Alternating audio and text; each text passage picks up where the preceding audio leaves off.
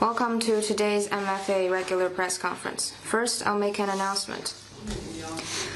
Member of the Political Bureau of the CPC Central Committee and Foreign Minister Wang Yi will attend the ministerial meeting of coordinators on the implementation of the follow-up actions of the Forum on China-Africa Cooperation and the opening ceremony of the 4th China-Africa Economic and Trade Expo in Changsha, Hunan, from June 10th to 12th. Now the floor is open for questions.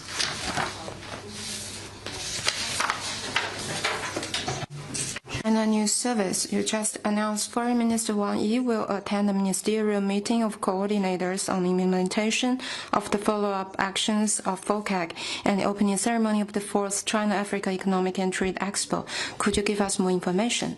Last September, the Beijing summit of FOCAC was successfully held in Beijing. President Xi Jinping attended the opening ceremony of the summit and delivered a keynote speech. China and Africa reached extensive common understanding on jointly advancing modernization and building all-weather China-Africa community with a shared future for the new era. The China-Africa relationship has been at its best in history. Since then, the two sides have been working closely together to implement the common understandings.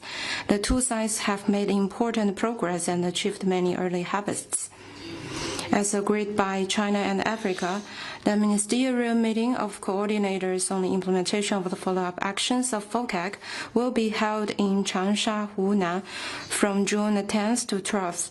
The opening ceremony of the 4th China-Africa Economic and Trade Expo will also be held back-to-back. Foreign Minister Wang Yi and the 54 African members of the FOCAC will attend the event.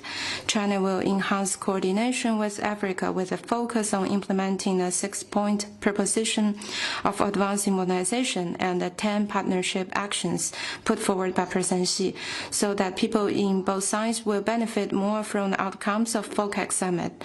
The two sides will work together to create more great stories about our cooperation for high-quality development and send a strong message of solidarity and collaboration among members of Global South.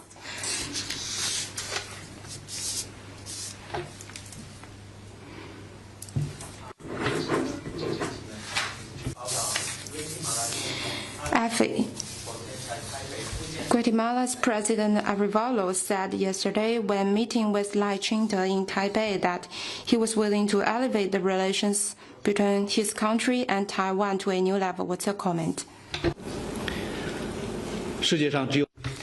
There is but one China in the world.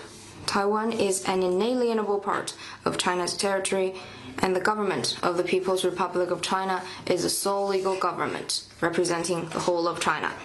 This is a prevailing consensus in the international community that brooks no challenge. The DPP authorities use the so-called diplomatic allies to seek political gains.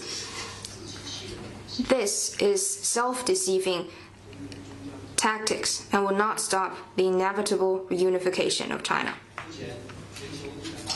Now, the fact that 183 countries in the world have established diplomatic relations with China, this fully proves that upholding the One China principle is the right thing to do. It is where the public opinion trends and the arc of history bends. Recognizing the One China principle, developing relations with China, and sharing opportunities for development are what truly serve the fundamental interests of Guatemala and its people. We urge the government of a relevant country to see the ultimate trend, meet its people's aspirations, and make the right choice at an early date. Next one, please.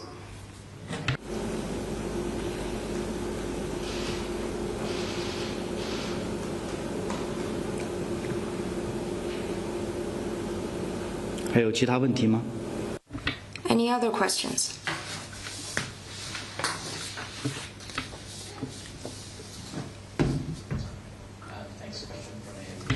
Regarding the phone call yesterday between the Chinese products. 法新社提问，在昨天两位总统通话之后，特朗普称稀土问题应该不会再有任何问题了。那么你能否进一步介绍具体情况，尤其是关于稀土的讨论？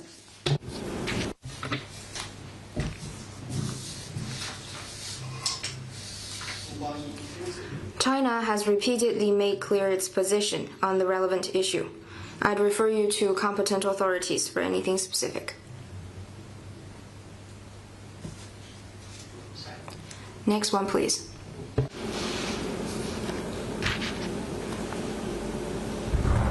谢谢。先说，美国总统特朗普。 Real Novosti, U.S. President Trump and Elon Musk apparently had a spat. What's your comment? How do you think this will affect China-U.S. relationship? This is the internal affair of the United States. Next one, please.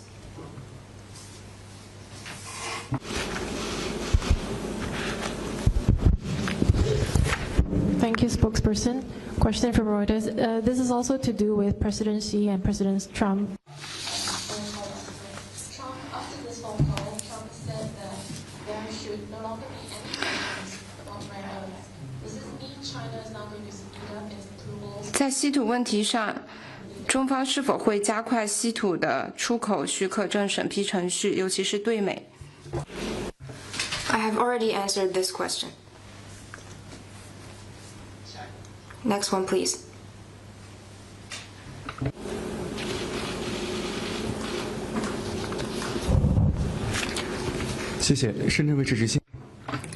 Thank you, Shenzhen TV. We noted that facing the current severe international economic environment, China's trade and economic ties with the world remain robust. In the first 5 months, China opened over 100 international air cargo routes and over 195 weekly round-trip flights. From January to April, China's port cargo throughput was 5.7 billion tons, up by 3.7%, and port container throughput up by 7.9%. What's your comment? I noted the reports. In the first 4 months of this year, China's trade in goods grew by 2.4% year-on-year. Trade growth in April, compared to that in the first quarter, is 4.3 percentage points higher. China's economy continues to unleash its vitality, resilience in trade continues to strengthen. This fully shows that whatever challenges may appear in the external environment, China's manufacturing remains needed by the world, and China's market will always be a magnet for foreign investment.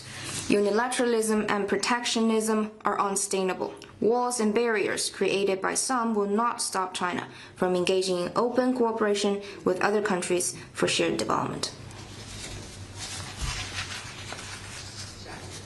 Next one, please.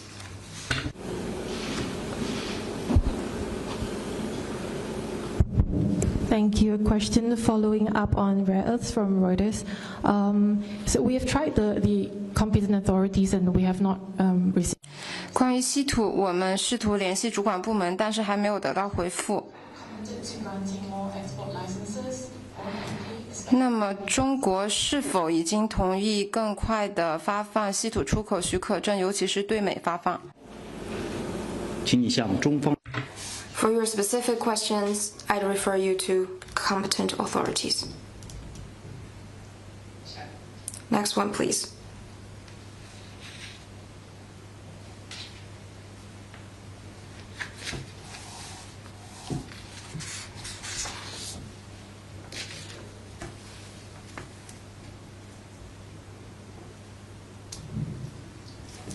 Question from Reuters. It is now almost 2 months.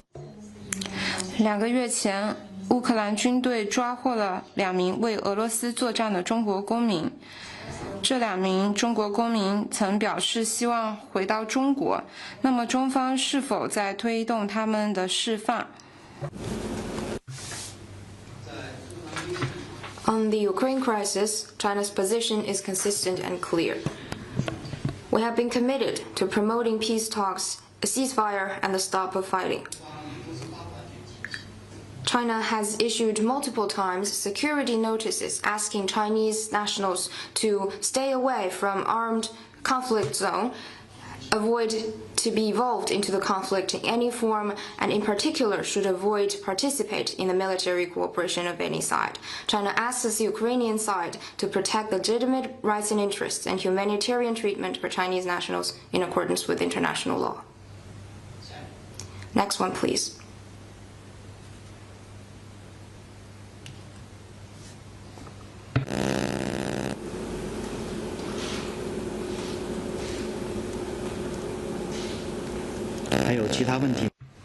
Any other questions?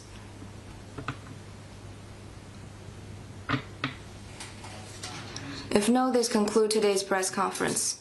Thank you and have a happy weekend.